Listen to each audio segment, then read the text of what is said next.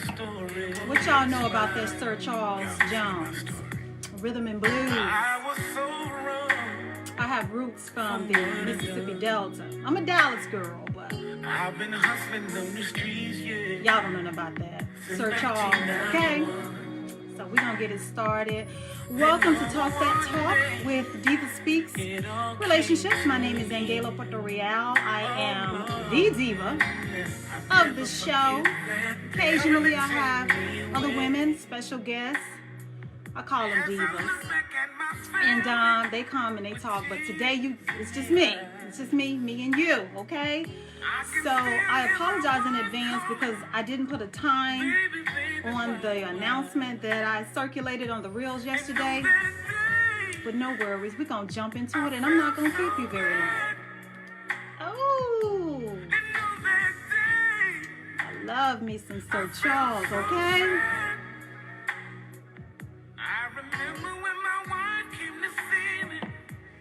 Okay, so again, welcome to Talk That Talk with DivaSpeaks Relationships. This is AnGala Portorreal. Happy Saturday. Let's get into it. I got a letter. I think it's one worth talking about.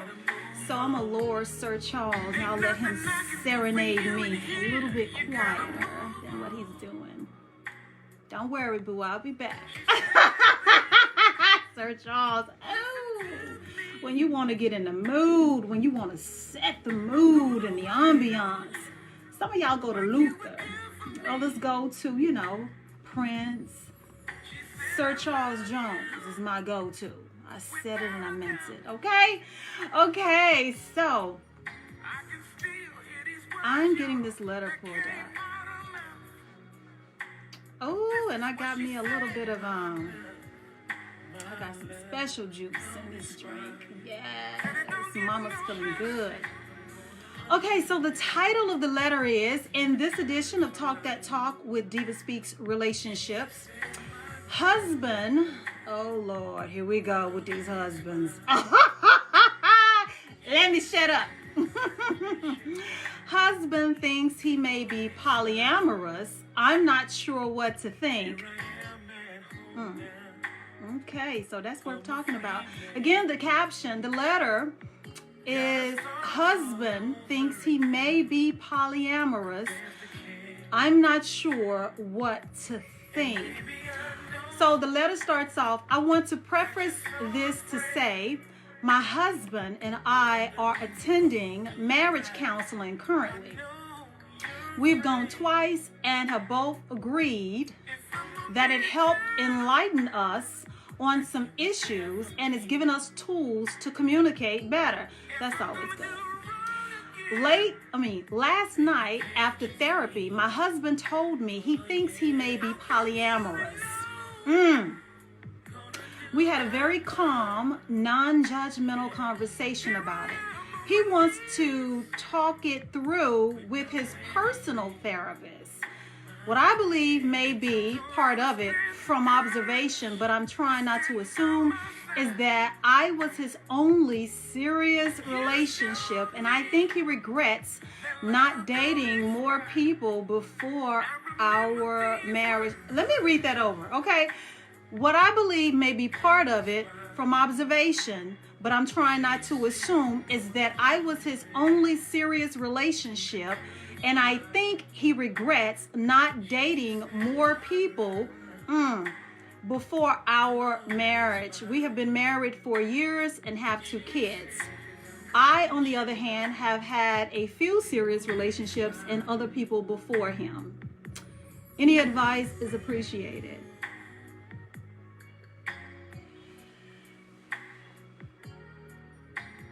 Okay, so we have a couple. We have a married couple.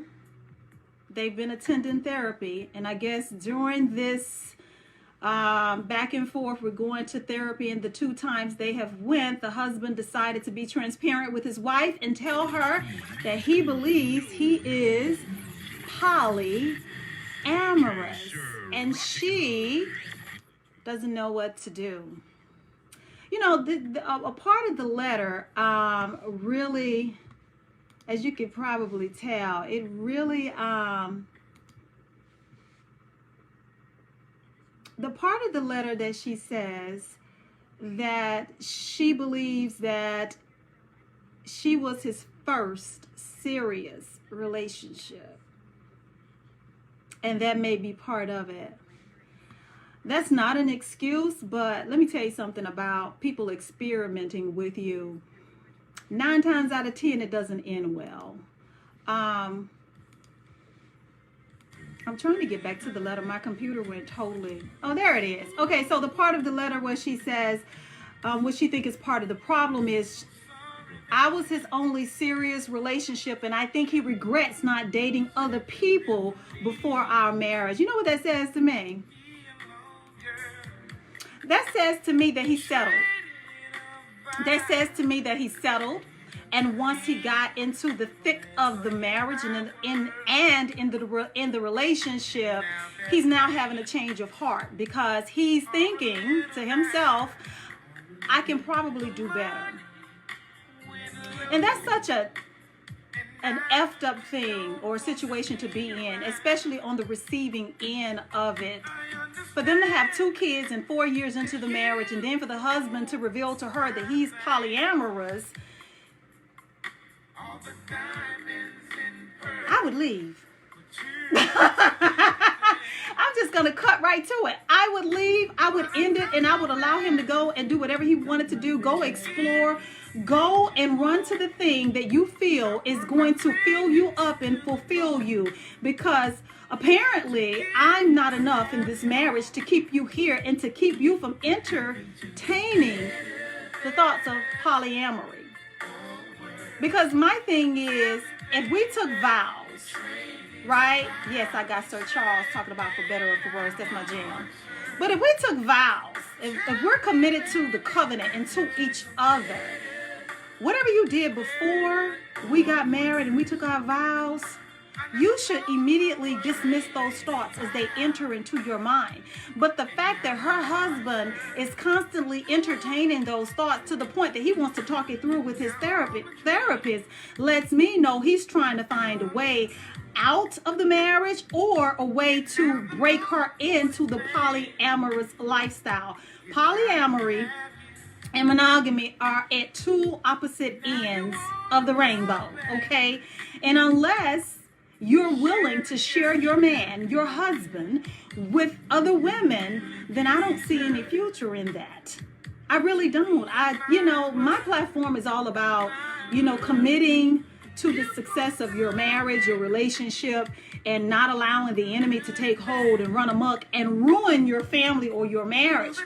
However, even I am intelligent enough to acknowledge that when people want to leave you, you have to let their ass go, okay? And clearly to me, this letter is screaming from what the wife has wrote that her husband wants out.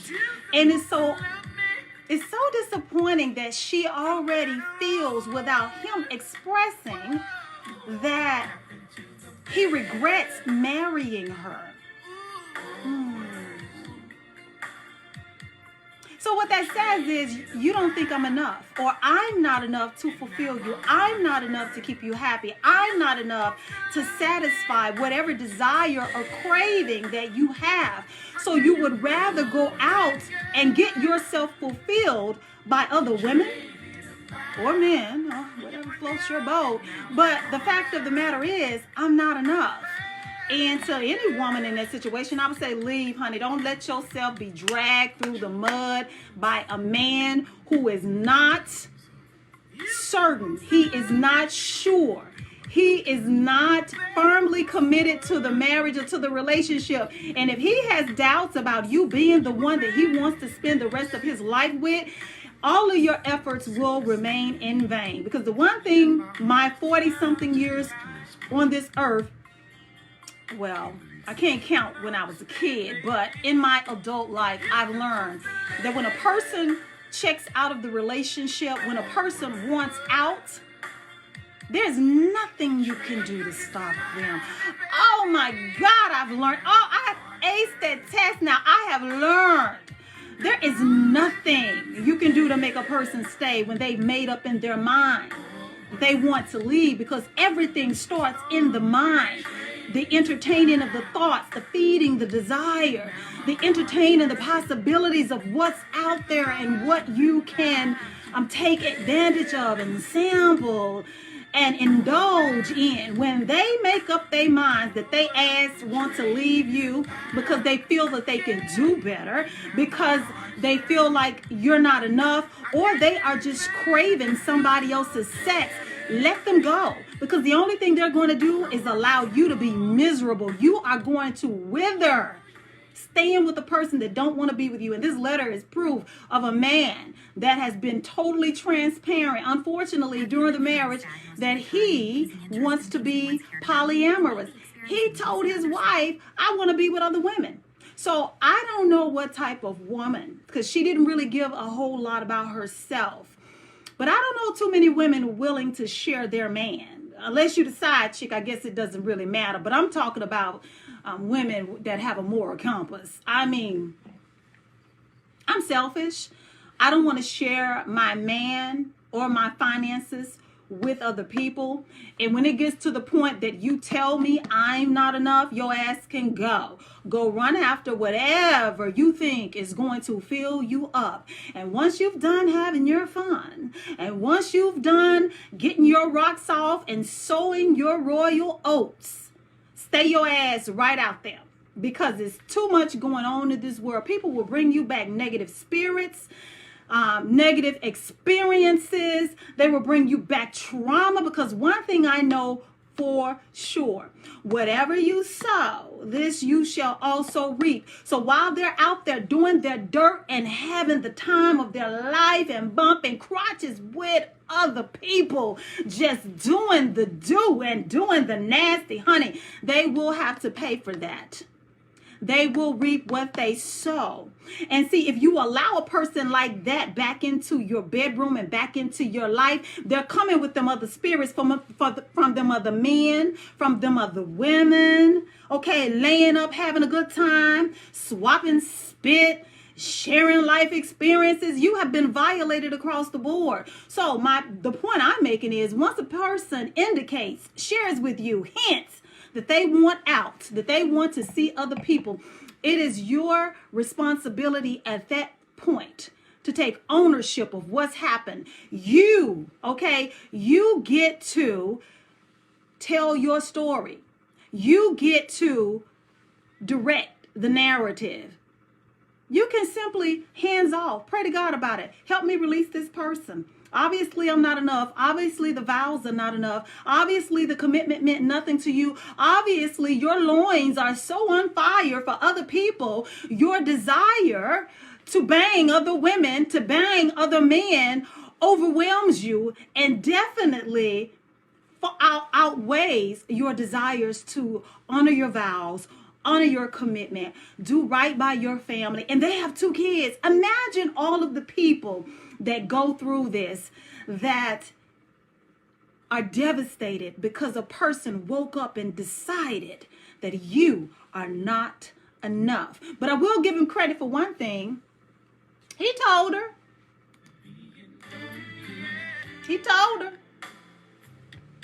A lot of people don't even give you the courtesy of telling you. They give you the experience of dragging you through the bowels of hell, okay, before you actually catch on that they don't want you no more. Matter of fact, the brand new episode of the DivaSpeaks Relationship Talk Show that airs every second and fourth Friday on AT&T, Uverse, Spectrum Cable, as well as 3 additional Roku channels, including my own, is going to talk about all the signs that point to when a person is checked out and want out of the relationship or the marriage. Let me tell you something. When them people want out, if you don't instantly get it, all the hints that they're dropping, all the mistreatment, the lies, the betrayal, the acts of foolishness, the disappearing acts, the everything that they do, if you don't instantaneously pick up on the fact that they want out, they start doing sugar honey iced tea to you to get you to the point where you voluntarily say, I release you. Get the hell on. Life is too short. When a man or a woman tells you that they are polyamorous and they no longer want to be monogamous with you, it's time for you to take your hands off of it.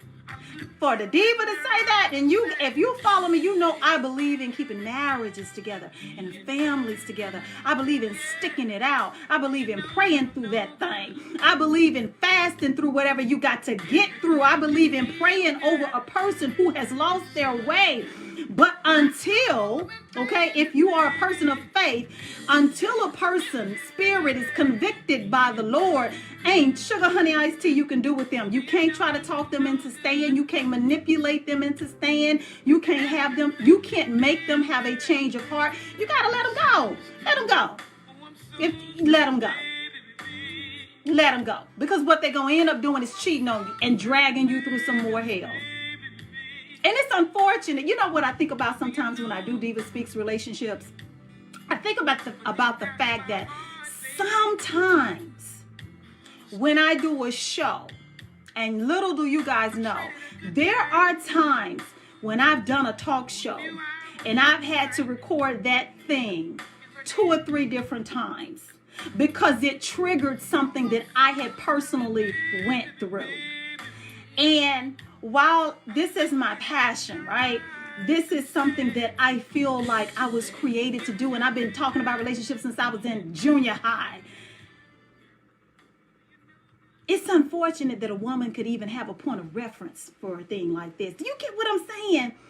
It's like, if you've never been in bankruptcy before, right? You can't really talk to a person or tell a person that's about to